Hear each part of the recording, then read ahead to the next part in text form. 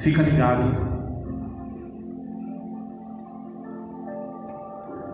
Porque Deus vai falar a nossa alma nessa noite, através do seu Espírito. E Ele vai sacudir a nossa vida aqui pela sua palavra. Diz assim a palavra do Senhor: descia um homem de Jerusalém para Jericó e caiu na mão dos salteadores, os quais o despojaram e, espancando-o, se retiraram, deixando-o meio morto. E ocasionalmente descia pelo mesmo caminho certo sacerdote, e vendo-o, passou de largo. De igual modo também um levita, chegando àquele lugar e vendo-o, passou de largo. Mas um samaritano, que ia de viagem, chegou ao pé dele e, vendo-o, moveu-se de uma íntima compaixão. E, aproximando-se, atou-lhe as feridas e, aplicando-lhe azeite e vinho, e pondo-o sobre a sua cavalgadura, levou-o para uma estalagem e cuidou dele. E, partindo ao outro dia, tirou 2 dinheiros e deu-o ao hospedeiro e disse-lhe: cuida dele, e tudo o que demais tu gastares, eu te pagarei, quando eu voltar. Amém. Glorificado e exaltado seja o nome do Senhor Jesus. Amados, eu quero meditar nessa noite convosco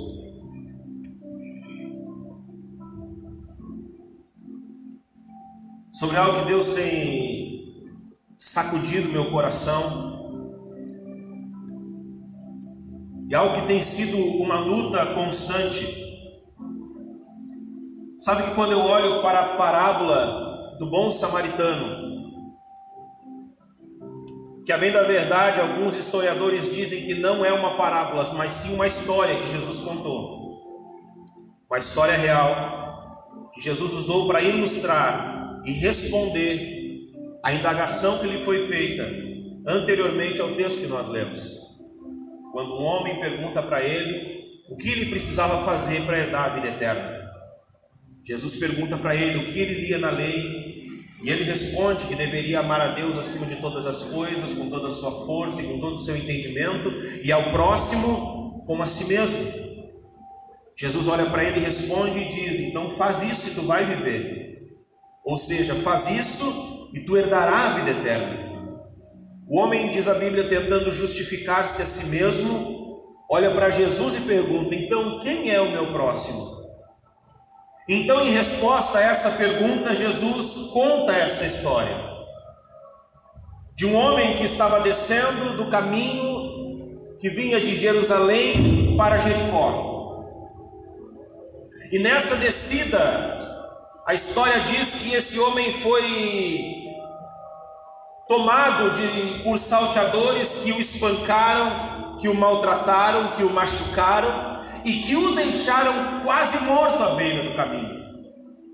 Que o deixaram quase morto, ou seja, ele já não esboçava mais reação. O homem estava desmaiado, o homem estava caído à beira do caminho. A história segue, Jesus vem dizendo que passava por aquele caminho, como nós lemos, um sacerdote. O sacerdote estava passando, olhou o homem, ele viu o homem quase morto, mas não fez importância, não fez caso daquele homem e passou de largo. Da mesma forma, o levita, ou seja, aquele que apresentava louvores e que fazia o serviço no tabernáculo, estava passando e viu o homem quase morto, mas resolveu passar de largo. Posterior, então, Jesus diz que vinha um samaritano. E a história que nós lemos é bem clara em dizer que o samaritano moveu-se de íntima compaixão e cuidou, e ajudou, e fez o que deveria ser feito com aquele homem. E uma das colunas da nossa fé, ou pelo menos uma das colunas da minha busca, tem sido resistir a esse sacerdote, resistir a esse levita e deixar fluir esse samaritano. Uma das minhas buscas tem sido buscar entendimento.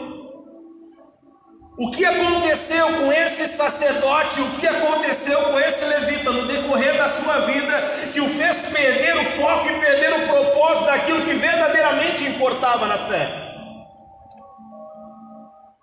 Por que um homem que tinha a incumbência de levar sacrifícios ao Senhor, por que um homem que tinha por incumbência conduzir as pessoas à vida eterna, por que o homem que tinha a incumbência de conduzir o povo a Deus, deixara morrer à beira do caminho uma pessoa e perdera a conexão que Deus certa vez disse através do profeta Oséias, no capítulo 6, no verso 6, Deus diz assim: eu não quero sacrifício, eu quero misericórdia.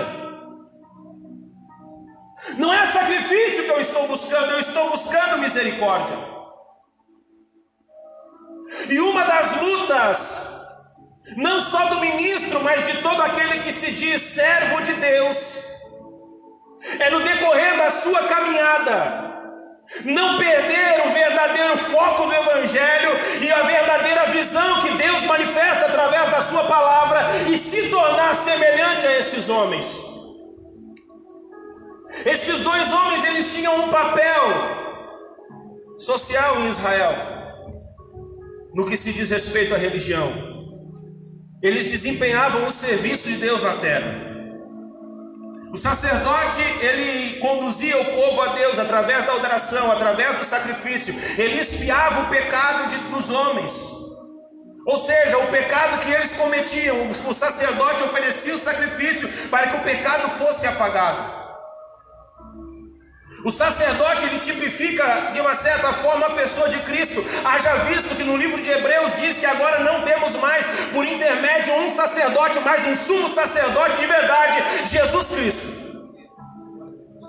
O levita, ele prestava o serviço na casa, é ele que arrumava as coisas, é ele que levava o cordeiro para ser imolado, é ele que limpava o templo, é ele que adorava, é ele que tocava a sua harpa. O levita era aquele que fazia todo o desempenho do serviço na obra de Deus. Ou seja, quando você enxergava um sacerdote na rua, logo você tinha o entendimento que lá ia um homem de Deus. Quando você enxergava um levita na rua, logo você tinha o entendimento de que lá ia um homem de Deus. Ou seja, você tinha o entendimento que você precisasse de ajuda e um sacerdote estivesse passando, ele não ia passar de lá. Você tinha o entendimento que se você estivesse precisando de ajuda e um levita estivesse passando, ele iria te ajudar. Afinal de contas, ele era a personificação da pessoa de Deus na terra. Mas não foi o que aconteceu com esse homem que estava precisando de ajuda e o sacerdote passou e o levita passou e ele continuou meio morto. Em um determinado momento da vida desse sacerdote e do tempo da vida desse levita, eles perderam a compreensão do que era servir a Deus.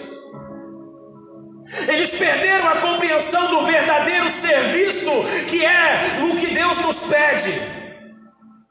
E eles começaram agora, neste momento, a entender que servir a Deus era tão simplesmente levar o cordeiro, era tão simplesmente imolar o cordeiro, era tão simplesmente oferecer o sacrifício, e esqueceram-se do principal, a misericórdia. A primeira coisa que eu preciso entender é que só existe uma maneira de servir a Deus na terra. Eu quero pregar debaixo de um tema. E esse tema é o que faltou para o sacerdote e o que sobrou para o bom samaritano. O que faltou para o sacerdote foi que ele perdeu o entendimento de que só havia e só existe até hoje uma maneira de você servir a Deus. Não existe outra. Só existe uma maneira de você servir a Deus, e é servindo as pessoas. Você não tem como servir a Deus na pessoa dele mesmo. Não existe necessidade em Deus de ser servido. Tudo que nós fazemos, toda a movimentação que nós fazemos na terra é com o intuito de quê? De servir as pessoas e levar as pessoas até a presença de Deus. Muitas vezes nós confundimos, aquele levita confundiu as coisas. Aquele levita, ele entendeu que o papel dele era simplesmente adorar. O nosso papel, você tem dois papéis na terra. O primeiro papel, sim, é adorar a Deus. O primeiro papel, sim, é buscar compreensão de Deus, entendimento e conexão com Deus, intimidade com Deus, relacionamento com Deus, porque sem essas coisas você não vai conseguir cumprir o segundo papel, que é servir a Deus, servindo as pessoas. Algumas pessoas servem as outras pessoas, mas sem o entendimento de Deus, sem a direção de Deus, e aí se torna simplesmente um trabalho. Se torna simplesmente o que Maria estava fazendo, o que Marta estava fazendo quando Jesus chega na sua casa. Era hora de adorar, mas Marta estava lavando a louça. E ela não entende, ela não tem a compreensão. E Jesus diz para ela: filha, primeiro tu precisa entender disso que Maria está fazendo, para depois compreender isso que tu estás fazendo. A parte mais importante é essa. Porque tudo depende disso, tudo depende do elo de ligação que nós temos com Deus. Você não vai conseguir servir a Deus sem adorar. É por isso que a cruz, ela é assim. Essa cruz, ela está assim, porque ela aponta para cima. A cabeça fica em cima. Na cabeça fica o entendimento, na cabeça fica a compreensão. A adoração vem da tua mente, a adoração vem da tua compreensão. Logo depois disso, os braços estão abertos. Por quê? Porque os braços não servem na vertical, os braços eles servem na horizontal. Os braços são para servir aqueles que estão à tua volta. É por isso que os braços estão abertos e a cabeça está para cima. Porque a cabeça foi feita para adorar, mas os braços foram feitos para servir. Se você não adora, você não consegue servir verdadeiramente. Agora, se você não serve, a sua adoração é vã. Estes homens perderam o entendimento de adoração, perderam o entendimento de serviço. Mateus capítulo 25, Jesus conta a história, e ele diz, quando ele vai lá e ele conta aquela parábola escatológica de quando os homens vinham à sua presença no final dos tempos, e Jesus disse: ei, entrem, porque está preparado aquilo que eu preparei desde o princípio, já está pronto, podem entrar. Para uns ele disse para entrar, para outros ele disse que queriam ficar de fora. E eles perguntam: Senhor, quando que nós fizemos isso? Ou quando que nós deixamos de fazer? Então Jesus responde, ele diz: quando vocês fizeram a um destes pequeninos, a mim vocês fizeram. Eu estava preso e você foi me visitar, eu estava doente e tu foi me ajudar, eu tinha fome e tu me deu de comer. Como que as pessoas serviram a Deus? Ele então está dizendo: vocês me serviram quando serviram uns aos outros. Essa é a compreensão de serviço no reino. A cooperação e a ajuda uns aos outros. Se nós estamos dentro dessas paredes adorando o Senhor, mas fazemos pouco caso daquele que está caído lá fora, nós estamos aqui brincando. Podemos estar aqui fazendo qualquer coisa, mas nós não estamos servindo a Deus, porque servir a Deus é ajudar ao próximo, ao necessitado, aquele que está caído. Se o teu irmão está passando por um período de fraqueza, se o teu irmão está passando por um período de debilidade, e você está pisando em cima dele nessa hora, você está fazendo qualquer coisa aqui dentro, menos adorando e servindo a Deus.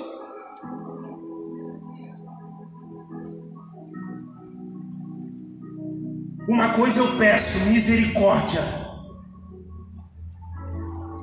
Oh, aleluia. Quando chegar naquele dia, meu irmão, vai ter muita gente dizendo: Senhor, eu jejuei tanto, eu orei tanto. E Jesus vai dizer: filho, teu jejum não cobre teu pecado. A tua oração não cobre o teu pecado, mas está escrito: o amor cobre uma multidão de pecados.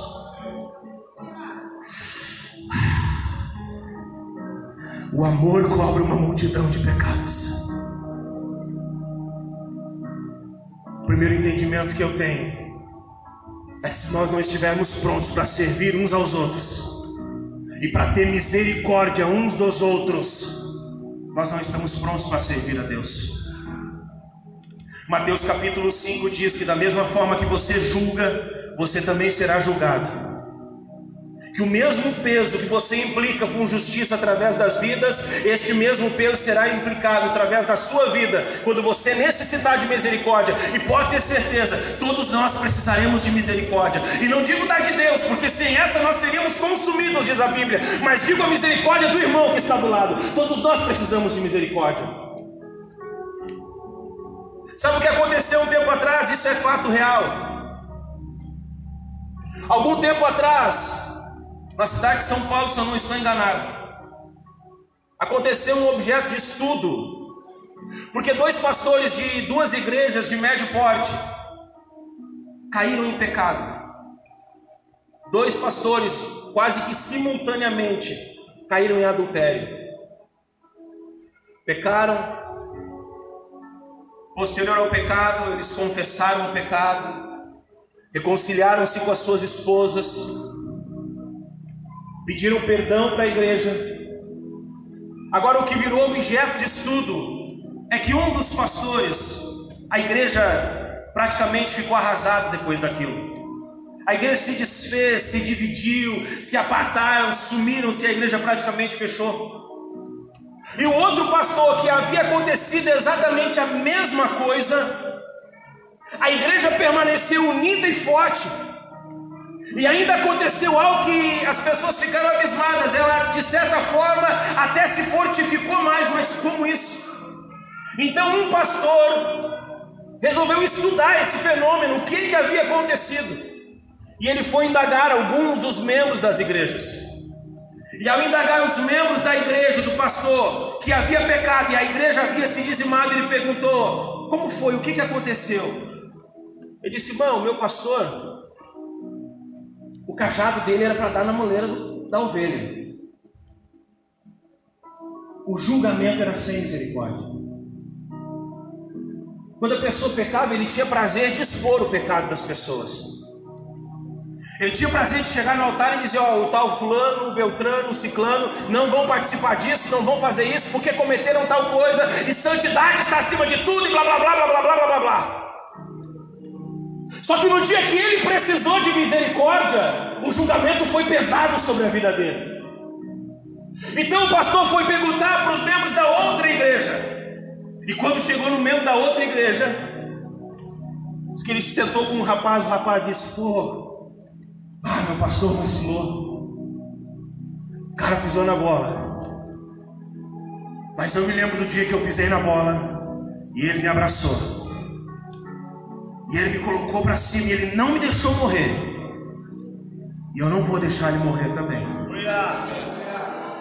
E aí perguntou para outra pessoa, e a outra pessoa disse: eu me lembro aquela vez que eu estava precisando, e ele foi no hospital, e ele foi em tal lugar. E aí ele foi perguntando para as pessoas: eu me lembro daquela vez que a minha família estava quase destruída, e ele não expôs o nosso problema, ele veio com óleo, com vinho, e curou a nossa ferida. Eu não vou largar o meu pastor. E no dia que ele precisou de misericórdia, ele alcançou misericórdia. Tiago capítulo 2, se eu não me engano, em verso 13 está escrito: porque o juízo será sem misericórdia para aqueles que não praticaram misericórdia. Agora, para aqueles que praticaram, o julgamento será mais leve. Uma coisa peço: misericórdia. Todos nós vamos precisar de misericórdia. Todos nós precisamos de misericórdia. E a forma que nós julgamos o nosso irmão será a mesma forma que nós seremos julgados. A mesma maneira, a mesma metodologia.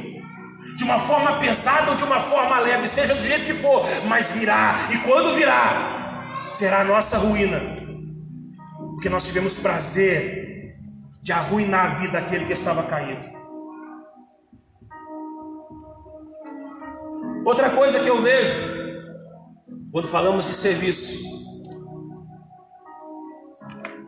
é que me chama muita atenção a maneira com que aquele samaritano, ele se aproxima para servir aquele homem. Não havia ninguém na volta, ninguém estava vendo ele. Ele não chamou a atenção de ninguém, ele não fez nada, ele não fez alarido, ele não contou para ninguém. Ninguém sabe nem o nome dele. Nós sabemos que ele era um bom samaritano, mas eu não sei se ele era o João, o Beltrano, o Ciclano, eu não sei quem ele era. Por quê? Porque ele não expôs a sua identidade. Ele fez no oculto, ele fez sem ninguém saber. Ninguém precisava ficar sabendo o que ele estava fazendo, e por isso ele recebeu o galardão. Entenda uma coisa, o galardão do nosso serviço está em nós fazermos tudo de forma oculta. O pecado não pode ser oculto, mas o que eu faço para Deus precisa ficar oculto. Haja visto que a Bíblia diz que a minha mão direita faz, a minha mão esquerda não precisa ficar sabendo. Porque as coisas que eu faço em secreto, Deus se encarregará de manifestá-las em público. Não sou eu que publico os meus feitos. Nós vivemos em um contexto, em uma geração onde nós expomos tudo que nós podemos.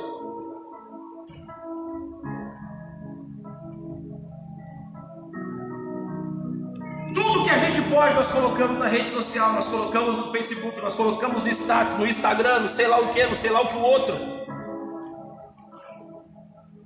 O problema não está em expor, mas está em Deus sondando o nosso coração. Ele vai encontrar o porquê que nós colocamos aquilo. Se foi para edificação, ou foi simplesmente para aparecer o meu nome, para que todos vejam o que eu estou fazendo, ou o que eu estou deixando de fazer. Entenda uma coisa: quando nós nos expomos, quando nós queremos e resolvemos aparecer, porque nós estamos buscando de alguma forma, alguma retribuição por aquilo que estamos fazendo. Quando eu faço para que alguém me veja, é porque eu quero de alguma forma receber um pagamento por aquilo que eu estou fazendo. O serviço cristão não é assim. Servir a Deus é servir sem esperar nada em troca. Por isso ninguém precisa ficar sabendo o que eu faço. Deus irá dar a minha paga, com certeza. Mas eu não preciso expor. Por quê? Porque quem precisa ver está vendo, Ele. Até porque tudo que nós fazemos é por Ele, para Ele e através dEle todas as coisas.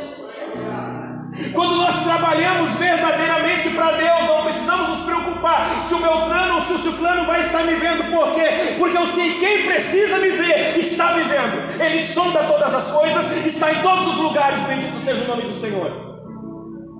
Quem serve a Deus tem a plena compreensão de que o Pai está de olho em todos os tempos, em todos os momentos. Quando se entendem isso, podem dar glória a Deus. Portanto, servir a Deus está atrelado a manifestar misericórdia àqueles que estão próximos a mim. Outro ponto que eu vejo na vida desse homem, e é tão interessante, irmãos, que nós vivemos em um contexto onde tudo que se faz para Deus se faz como se fosse uma moeda de troca. A Bíblia diz que nós devemos nos apartar da aparência do mal. Sabe por que os obreiros sentam aqui embaixo? Aqui na frente, às vezes no meio da igreja? É para ninguém servir por causa das primeiras cadeiras. Ninguém fazer nada para aparecer. Ninguém fazer nada para ser visto, simplesmente para colocar uma roupinha bonita e sentar ali para que todos vejam que ele é obreiro. Não. Quem precisa ver que eu sou obreiro é o Senhor. Quando ele passa em revista, ele precisa ver que eu estou impecável e que eu estou servindo ele com integridade. Bendito seja o nome do Senhor. Até porque a integridade do serviço só ele consegue sondar, só ele consegue ver. Se nós servimos a Deus por uma retribuição ou para sermos vistos, eu costumo dizer aos irmãos, eu não agradeço por serviço feito na igreja. Hoje os irmãos fizeram, ontem e hoje, os irmãos do SOS e os irmãos que cooperaram, estiveram aqui desde a manhã até a noite. A irmã Paula me relatava que foram dormir às 1 e acordaram às 7 para fazer o bazar beneficente, para estar servindo a pessoas lá na Vila Nova Esperança. Um trabalho lindo, manifestado serviço a Deus. Tem um propósito, e o propósito do bazar é pessoas, é servir a pessoas. Todos aqueles que estiveram aqui, aqueles que doaram, aqueles que de alguma forma fizeram e desempenharam um serviço, todos eles. Talvez alguém possa dizer assim: pá, pastor, tu deveria agradecer eles. Não, eu não posso agradecer. Eu nunca tomei a postura de agradecer por algum serviço feito na igreja. O que eu posso fazer é dar parabéns, porque só agradece aquele que é o alvo daquilo que foi feito. Nada do que foi feito ou do que é feito aqui é feito para mim, tudo é feito para o Senhor. Aleluia! A partir do momento que eu começo a agradecer as coisas que são feitas nesse lugar, começa a se tornar aparente que as pessoas estão fazendo para mim. E talvez alguém até poderá ser levado a fazer para chamar a atenção do pastor, e não é a atenção do pastor que nós precisamos chamar a atenção do sumo sacerdote, do pastor dos pastores. Bendito seja o nome do Senhor. Quando você começar a chamar a atenção dele, você vai ver quão glorioso é chamar a atenção de alguém que nunca vai te decepcionar. Porque se você tentar chamar a atenção do pastor, você vai ver que o pastor é de carne e osso, e uma hora você vai passar pela sua cabeça: eu fiz tal coisa, eu fiz determinada coisa, e o pastor não me viu, porque eu posso não ver, mas ele sonda todas as coisas. E ele sonda todas as coisas. Oh, aleluia! Quantos estão entendendo, digam glória a Deus.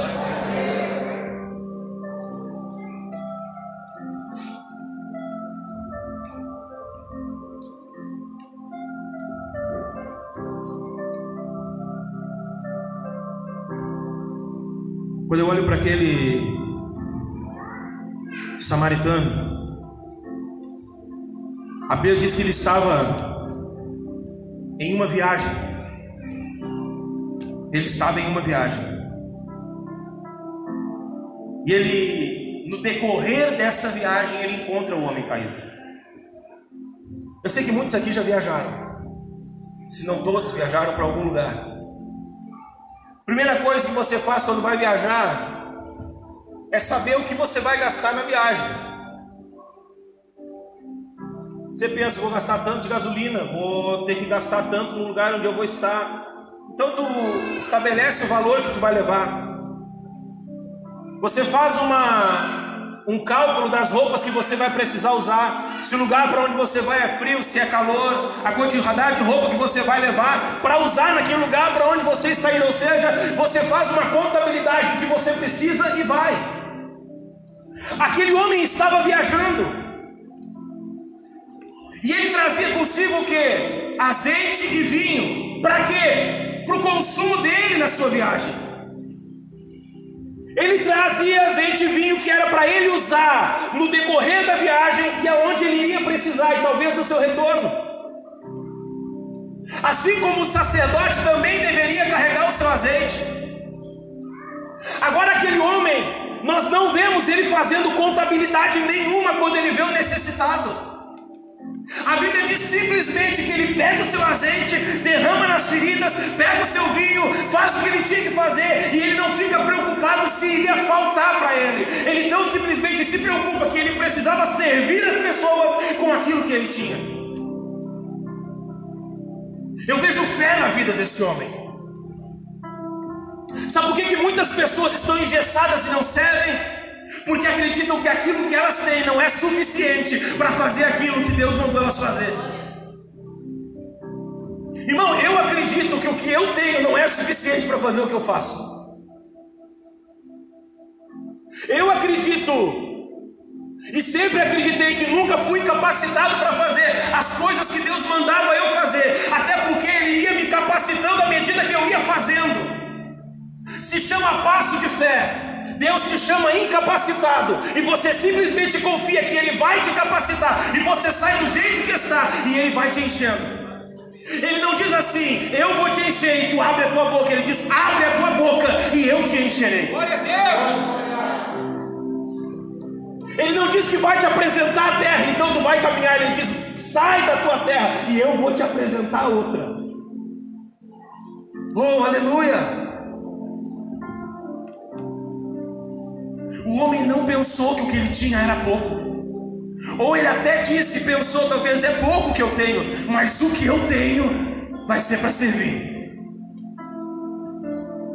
Ele viu aquele homem e disse, cara, não tenho muita coisa, mas o que eu tenho é teu, Senhor.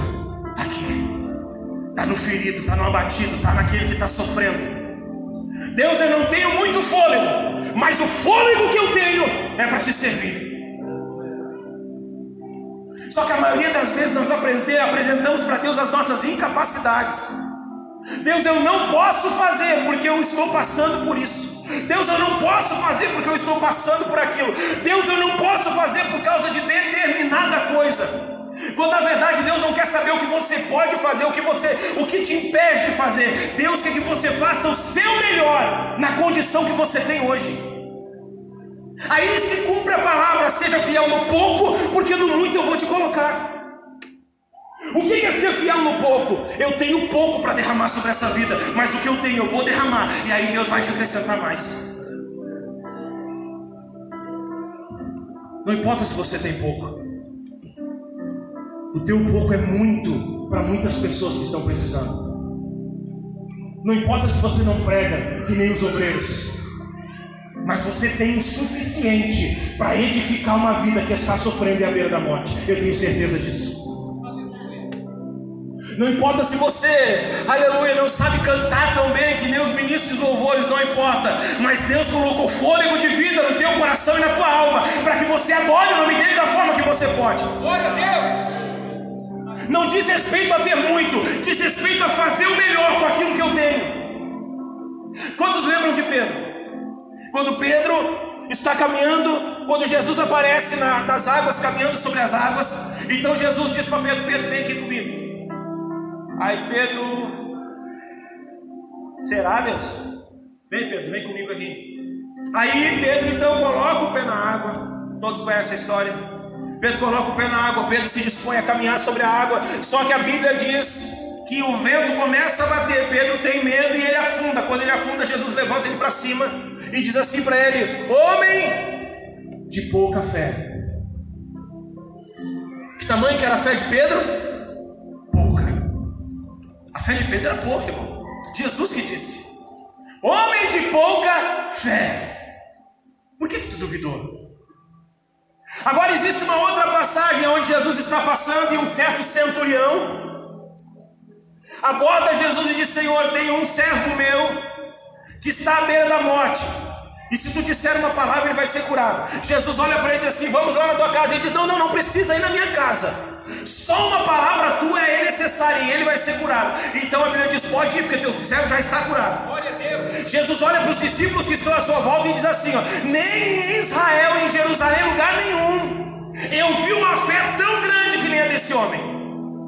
Agora eu te pergunto, aonde você vê esse centurião de volta na Bíblia? Em lugar nenhum, a não ser nos dois evangelhos que relatam o mesmo texto acerca da vida dele. Mas o Pedro de pouca fé, eu vejo ele passando por um homem coxo e dizendo, homem, levanta e anda. O Pedro de pouca fé, eu vejo ele à porta do Sinédrio pregando, e primeiro 3.000 e depois 5.000 pessoas sendo salvas. O mesmo Pedro de pouca fé, eu vejo ele entrando na casa de Cornélio e toda a família de Cornélio sendo batizada com o Espírito Santo, e então ele entendendo que os gentios também receberiam o dom de Deus. Eu vejo Pedro de pouca fé mudando a história de uma geração. Eu vejo Pedro de pouca fé, aleluia, se tornando talvez até o fundador da igreja depois de Cristo. Aquele estacas. Porque não diz respeito à quantidade de fé que você tem, mas o que você é capaz de fazer com aquilo que você tem. Jesus disse: se vocês tiverem fé como um grão de mostarda, vocês dirão para esses montes: sai daqui, vai para lá. O centurião tinha um caminhão de fé, mas não fez nada com ela. Pedro tinha um pouquinho de fé e mudou a história da humanidade com ela. Eu ainda acredito numa geração que com um pouquinho de fé pode mudar a história da sua rua, a história do seu bairro, a história dessa cidade, a história desse país, a história dessa geração. Eu creio, meu irmão, que nós não precisamos de muita fé, nós precisamos de uma postura em Deus.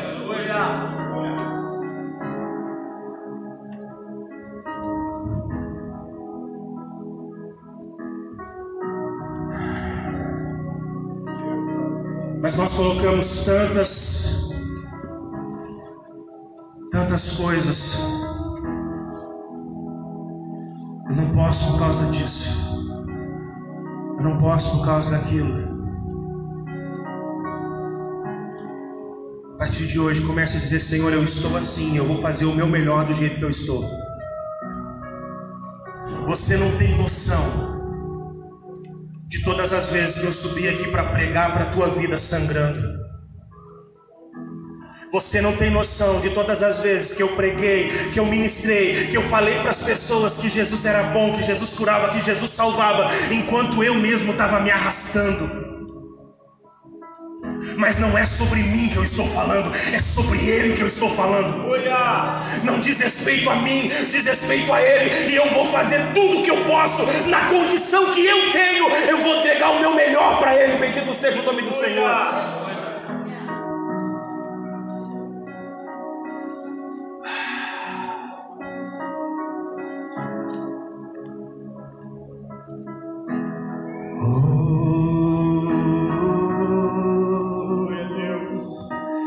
Eu sinto Deus aqui de uma forma tão especial, igreja.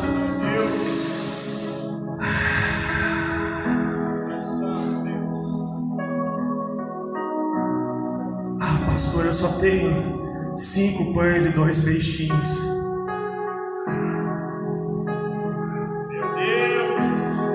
Coloca na mão de Deus que vai te sobrar 12 cestos e tu vai alimentar 5.000. Meu Deus, aleluia! Não é sobre nós, não é sobre o que nós temos, é sobre Ele. Quando eu pregar que nem um fulano de tal, eu vou começar a falar de Jesus. Ah, pastor, eu não faço porque eu não tenho esse talento. Pastor, eu não faço porque eu não sou capacitado. Meu irmão, não diz respeito à capacitação. Deus não olha para a capacitação. Deus olha para desprendimento. Deus olha para o teu coração, para a intenção da tua alma. Não diz respeito à quantidade de dinheiro que você oferta, diz respeito ao sacrifício que você faz. Porque para uns 100 reais é troco, mas para outros 100 reais é no sacrifício. Foi isso que Jesus falou quando aquela mulher chegou para ofertar. Ela colocou míseras moedas dentro da caixa, e os seus apóstolos, que não tinham a real compreensão, disseram, porque Jesus dissera: essa viúva deu a maior oferta. E eles disseram: Senhor, como pode? Porque todos os outros depositam uma quantia grande de dinheiro. E Jesus disse: eles deram do que sobrava, ela deu tudo que ela tinha.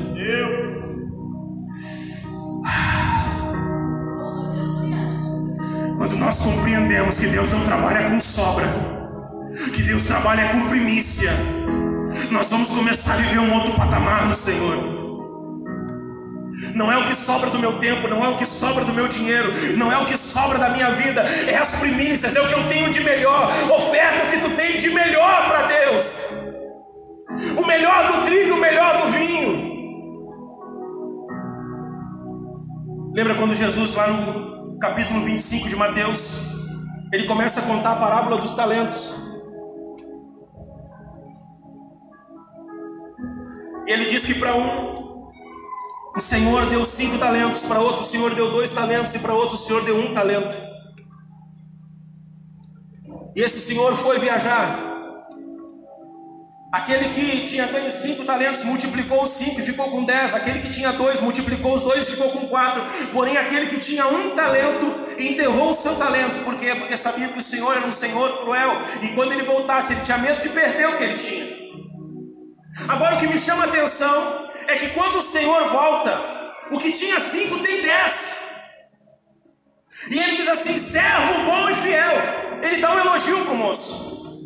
O que tinha 2 tinha 4, meu irmão. De 10 para 4 tem uma grande diferença. De R$1.000 para R$400 é diferente. Só que o elogio que ele deu para aquele que tinha 4 foi o mesmo que ele deu para aquele que tinha 10. Por quê? Porque não dizia respeito à quantia, mas o que eles haviam feito com o dinheiro que ele havia deixado na mão deles. Não diz respeito ao que Deus te deu. Não diz respeito a isso. Diz respeito ao que você está fazendo com o que Ele te deu. Se você está enterrando aquilo que Ele colocou na tua mão, ou se você está multiplicando aquilo que Ele colocou na tua mão. Não importa se você prega e move as estrelas e derruba as paredes, ou se a tua palavra é uma palavra mansa, humilde, não importa. O importante é que você fale em tempo e fora de tempo. Porque quando Ele voltar, o galardão da pessoa mais humilde que varreu a igreja vai ser o mesmo galardão do Billy Graham, que pregou para milhões de pessoas, porque a intenção do coração dos dois era a mesma. Nós fazemos acepção de pessoas mediante o talento que cada uma recebeu. Deus não faz. A separação de Deus é diferente. Uns são chamados, poucos serão escolhidos. Pastor, não compreendo essa palavra. Pois a compreensão dessa palavra está e quando ele diz muitos são chamados, ele está querendo dizer, quando fala poucos são escolhidos, na verdade a tradução correta é: muitos são chamados, mas poucos desempenham o chamado que receberam. Uma coisa eu quero: misericórdia e não sacrifício.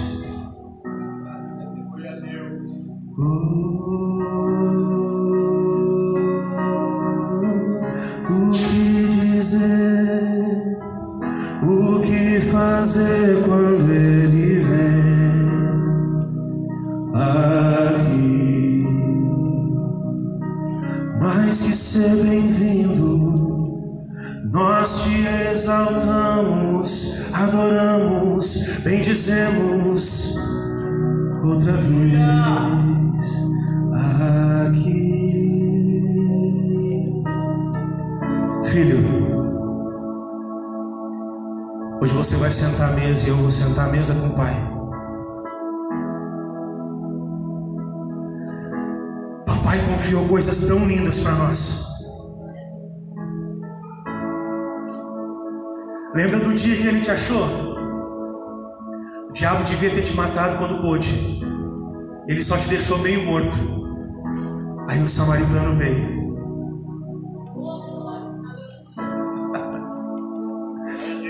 O diabo não te matou quando teve chance. Agora ele vai sofrer, né? Sabe aquela musiquinha? Quando eu era prego, o diabo me batia. Agora eu sou martelo, quem bate nele sou eu. Glória a Deus! Aleluia! Aleluia! Aleluia, Jeová!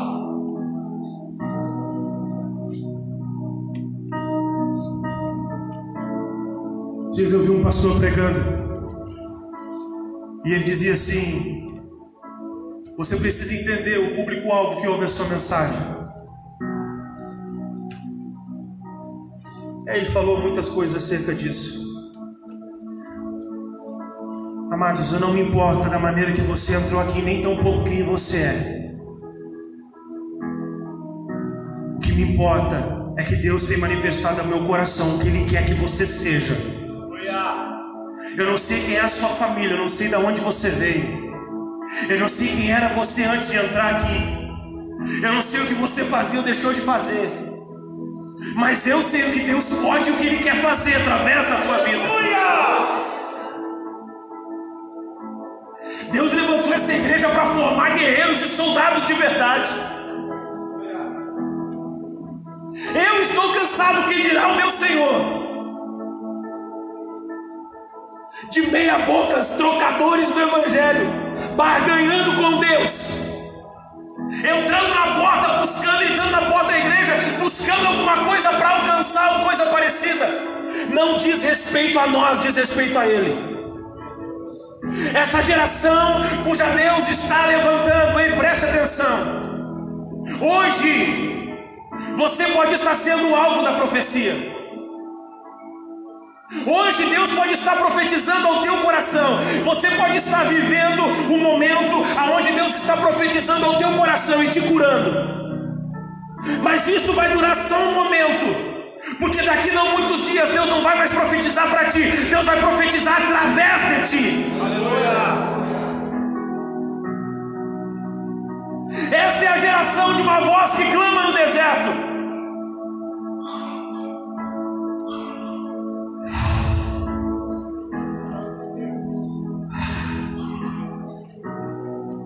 Eu não minto quando eu sinto no meu coração e na minha alma e no meu espírito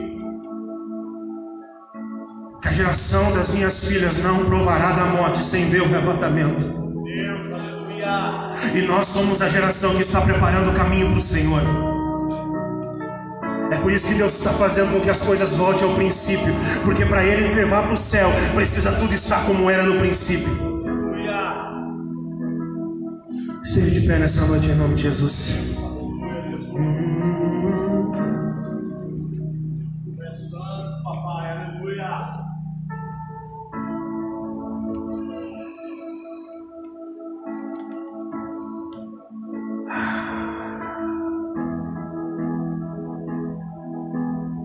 Onde estão os teus talentos?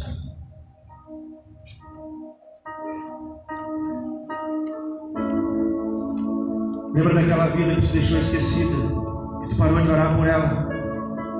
Ô filho, não passa de largo não. Não desiste, não é você e nem eu que diz que é a hora de desistir. Se alguém tivesse desistido de mim, eu não estaria aqui hoje.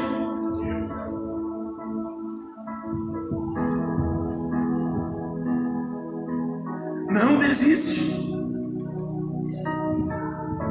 O A e o B pode passar de largo, nós não podemos passar, nós somos os bons samaritanos.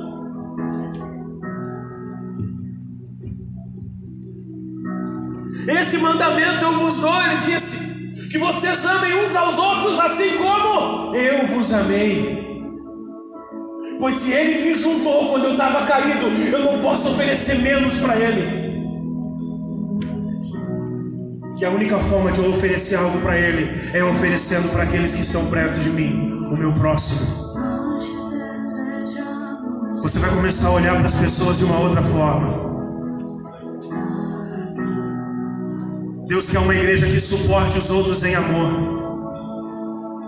Não o suporte da linguagem que é a forma que nós usamos de forma deturpada, não. Suporte mesmo, coloque no ombro. Dê suporte a alguém que está fraco. Suportando-vos uns aos outros em amor.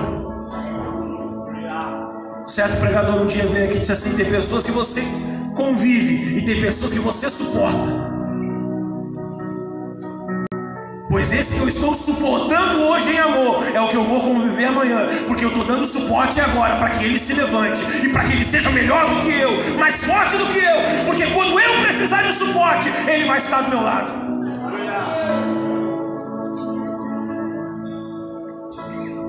Fazer quando ele vê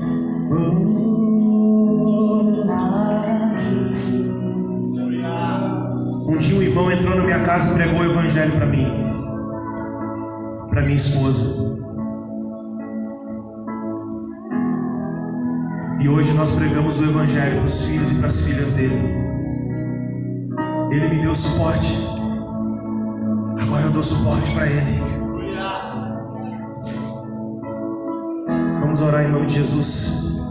Por gentileza, a mesa da ceia aqui à frente. Feche teus olhos. Feche teus olhos. o que fazer quando ele vê aqui.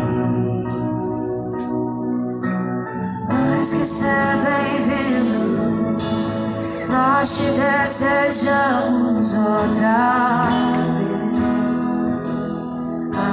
aqui.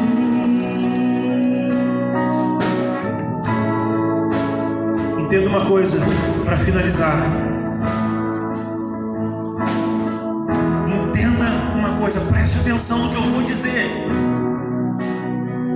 O que você tem não é pouco. Você tem exatamente o que você precisa para o que Deus quer fazer na tua vida nestes dias. Nos dias que virão, precisando de mais, Ele te dará mais.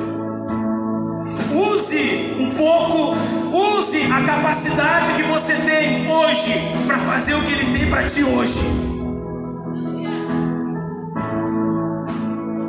Use um pouco, que Ele vai acrescentar o muito. Senhor Deus e Pai Todo-Poderoso, Pai, nós glorificamos o Teu nome, nós exaltamos o Teu nome, Senhor. E como igreja, Pai, nós nos derramamos na Tua presença, porque Tu és Senhor de todas as coisas, Pai.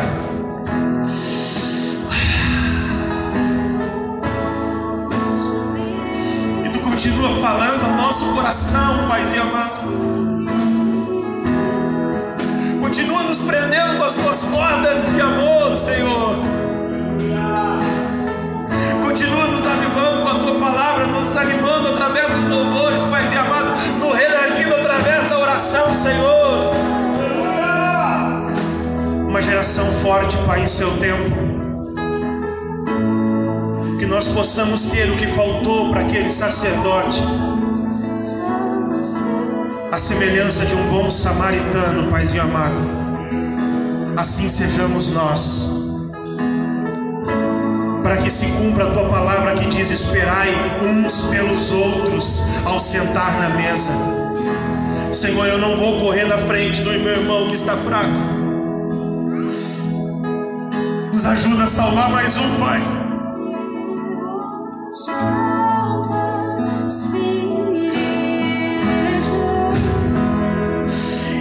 Senhor, nós oramos por aqueles que não estão aqui, Senhor.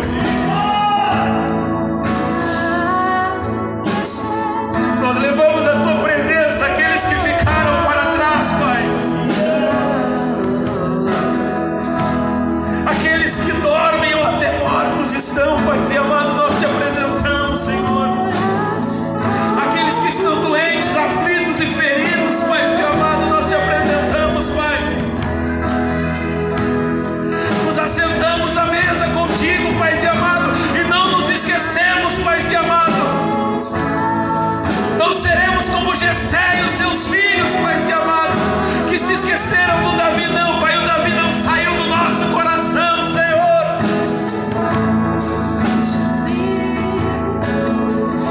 Pois nós Te pedimos, Espírito Santo, que Tu vá ao encontro e faça aquilo que nós não conseguimos fazer, Pai. As correntes, as cadeias, os grilhões, as amarras, as mordaças, Senhor, e desperte aquele que está dormindo, Senhor. Em nome de Jesus, que nós possamos ser, Paizinho amado, para os nossos irmãos, um amigo como Jesus foi para Lázaro, que na hora que ele estava morto, Paizinho amado, deixou tudo o que estava fazendo e foi ao seu encontro. Oh, Senhor, repouse sobre nós essa mesma unção e a capacitação de ressuscitar os nossos amigos que estão mortos. Pai, eu profetizo no Teu nome, Jesus, que vidas que outrora estavam sentadas a essa mesa, mas hoje estão mortas, não vão permanecer à beira do caminho, Pai, porque o exército de bons samaritanos está se levantando. Desprender de azeite e vinho. Nós vamos desprender, Senhor Deus, daquilo que nós temos. Nos ajude a salvar mais um, Pai. Mais uma alma, Senhor. Em nome de Jesus.